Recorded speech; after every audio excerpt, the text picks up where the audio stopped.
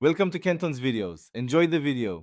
In this video, I will explain how to get a lot of money in emergency response.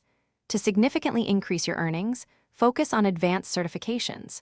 Becoming a flight paramedic or critical care nurse can open doors to higher-paying roles. These positions often involve specialized skills and greater responsibility, leading to a substantial boost in your income potential. Additionally, consider working in areas with high demand for emergency services. To now insert the new, unprogrammed key fob into the ignition. Turn the ignition to the on position, then immediately turn it off and remove the key fob. The door locks should cycle again, confirming the new key fob is registered.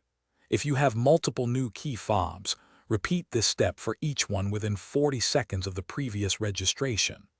Once all fobs are registered, close the driver's door to exit programming mode. After programming, test each key fob to ensure all functions, such as locking, unlocking, and panic, work properly. If any key fob isn't working, you might need to repeat the programming process from the beginning. Sometimes, timing is crucial, so try to be precise with your actions. Remember to check the description below for a link to darn tough socks and other great deals. Thanks for watching, and I hope this helped you program your key fob successfully. Thanks for watching. Consider subscribing if we helped you.